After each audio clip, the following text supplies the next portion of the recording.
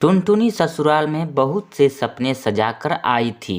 सोची थी बंटी की अच्छी नौकरी है और बहुत अच्छी घर है। जो सब अपने मायके में सब कुछ देखी थी वो सब यहाँ नहीं मिलेगा। और छोटे परिवार है।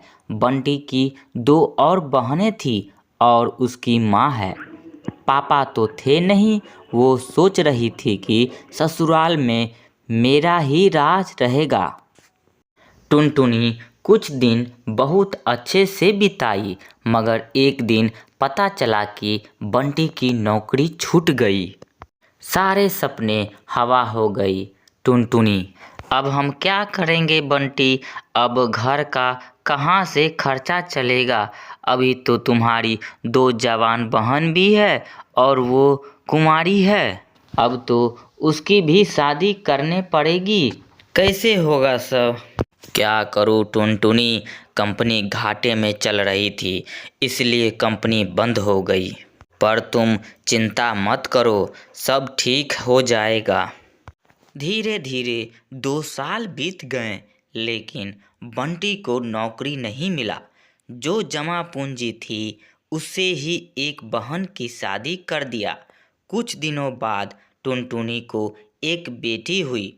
टुनटुनी की चिंता धीरे धीरे बढ़ने लगी। बंटी, अब हमारी एक बेटी भी हो गई है। अपने इच्छा तो मैं मार भी लूंगी, पर बेचारी की ज़रूरतें वो तो पूरी करने ही पड़ेगी ना। जानता हूँ, कोशिश कर तो रहा हूँ। धीरे धीरे 1 साल हो गई और 1 साल बाद उसने एक और बेटी को जन्म दिया। और बंटी की माँ बोली, बंटी, तेरी एक बहन की शादी तो हो गई, मगर बेटा अभी दूसरी भी है, उसका क्या होगा? माँ, ये घोंसला बेच देते हैं, कुछ दिन किराए पर रह लेते हैं। मगर मैं माँ क्या करूँ? दिन रात कोशिश में लगा रहता हूँ, पर कोशिश भी काम नहीं आ रही है। बंटी, तुम अपनी बहन के लिए अपना घर बेच रहे हो, लेकिन हमारी भी दो बेटी है, लेकिन उसके लिए क्या बेचोगे? टुनटुनी, मैं पढ़ा लिखा हूँ, तुम क्या सोचती हो मैं अब ठेला लगाऊंगा? ये मुझसे नहीं होगा। टुनटुनी रोने लगी और बोली, तो क्या मैं अपने बच्चे के अनाज के लिए भी दिन रात तरसती रहूंगी? अब वो दिन रात दाने के लिए रोती रहती है। क्या मैं उनके पेट पानी से भरती रहूंगी? जब तक आपको कोई नौकरी नहीं मिलती तब तक तो कुछ काम तो कर ही सकते हो, या मुझे ही काम करना पड़ेगा? नहीं, हमारे घर की बहू और बेटी बाहर काम नहीं करती। टुनटुनी दिन रात बहुत दुखी रहने लगी। कुछ समय बाद घर बेचकर दूसरी बहन की शादी भी हो जाती है। अब तो रोज ही बंटी और टुनटुनी के बीच में झगड़ा होता रहता है। एक दिन बेरोजगारी से तंग आकर बंटी ने आत्महत्या कर लिया। टुनटुनी के सारे सपने टूट गई। टुनटुनी, मैं अब बिल्कुल अकेले हो गई हूँ। अब जिम्मेदारी टुनटुनी के सर पर आ गई थी। बूढ़ी सास और अपनी दो बेटी को गरीब समझकर उनको कुछ कपड़े दान कर देते थे।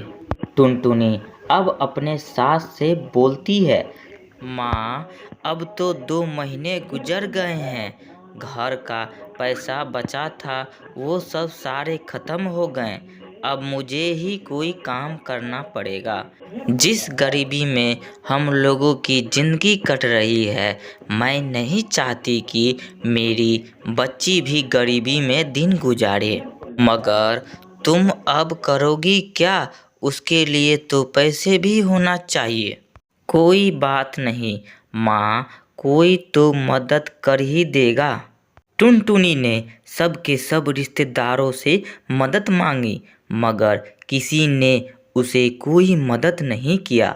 और सब सोचते थे कि वो इतनी गरीब है तो कहाँ से पैसा चुकाएगी। टुनटुनी को किसी भी रिश्तेदारों से किसी भी तरह की कोई मदद नहीं मिलती है। टुनी निराश हो गई और दुखी होकर वो रोने लगी। मैं अपने बच्चे को भूखा नहीं मरने दूंगी, कुछ न कुछ करूंगी, पर इतना पैसा में क्या काम होगा। एक दिन उसी के जंगल के गोलू मिला। वो टुनटुनी की शादी से पहले टुनटुनी को बहुत पसंद करता था, लेकिन तब उसने उसे कुछ नहीं कह पाया। अरे टुनटुनी, कैसी हो तुम और यहाँ कहाँ घूम रही हो? और हाँ, ये क्या हाल बना रखा है आपने? गोलू, मैं ठीक हूँ। यहाँ पास में ही मैं और मेरी फैमिली किराए पर रहती है। मगर आपके पति तो नौकरी करते थे और तुम किराए पर कैसे? मेरे पति नहीं है, अब नौकरी छूट गई, घर बिक गया और बहुत गरीबी में दिन गुजर रही है। कोई काम भी नहीं कर पा रही हूँ। मेरे पास अब 100 रुपये हैं। इसमें मुझे घर का खर्चा भी चलाना है और हाँ, घर का किराया भी देना है। और मेरी सास बहुत बूढ़ी है और मेरी 2 बेटे भी है। कोई सहारा नहीं है, सब ने हमारा साथ छोड़ दिया। कैसे कर पाऊंगी इतना पैसा में घर का सारा काम? इतना चिंता मत करो टुनटुनी, तुम चलो मेरे साथ। गोलू अपने चूड़ी वाली दुकान पर ले गया और बोला, टुनटुनी, तुम यहाँ से 100 रुपये में जितनी हो सके तुम चूड़ी ले लो, और मैं तुम्हारे दिल को ठेस नहीं पहुँचाना चाहता हूँ, इसीलिए मैं ये सब अच्छा रेट में दे रहा हूँ। इसकी कीमत बाजार में बहुत ज़्यादा है, लेकिन तुम इसे 5 रुपये दर्जन बेचना। पहले कम बेचना और जैसे जैसे तुम्हें मुनाफा दिखे धीरे धीरे महंगे बेचना। टुनटुनी बहुत खुश हो गई। उसकी सारी परेशानी का हल मिल गया था और वो चूड़ी बेचने लगी। चूड़ी ले लो, चूड़ी ले लो, रंग बिरंगे चूड़ी ले लो, सुहाग वाले चूड़ी ले लो। टुनटुनी डाल डाल जाकर चूड़ी बेचती, बीच बीच में अपने घर आकर अपने बेटियों को भी देखती रहती। आसपास के लोग उसकी गरीबी देखकर उससे कुछ भी मोल जोल नहीं करते और उसकी चूड़ियाँ सबों को पसंद आने लगी और उसकी बहुत ज़्यादा बिक्री होने लगी। चूड़ियाँ तो टुनटुनी के पास ही सुंदर होती है, अब हमेशा उसी से ही खरीदेंगे, ठीक है ना बहन? तो हर एक फेस्टिवल में और शादी में चूड़ी पहनाने के लिए उसे ही बुलाया जाता है। जैसे जैसे उसकी कमाई बहुत अच्छी होने लगी, इस तरह धीरे धीरे 1 साल बीत गए और टुनटुनी के अच्छे दिन आने लगे। टुनटुनी गोलू से बोली, गोलू, तुम्हारा बहुत बहुत धन्यवाद। तुम्हारी वजह से आज मैं अपना घर चला पा रही हूँ, नहीं तो मुझे भूखे ही मरना पड़ता। ये तो तुम्हारी मेहनत है टुनटुनी, मैंने कुछ नहीं किया। जितनी मेहनत करोगी उतनी ही अच्छी तरह से कमा पाओगी। इसीलिए कहते हैं, मेहनत करने वालों की कभी हार नहीं होती। अगर ये कहानी आप लोगों को अच्छी लगी हो तो उसे अपने दोस्तों में शेयर ज़रूर करें।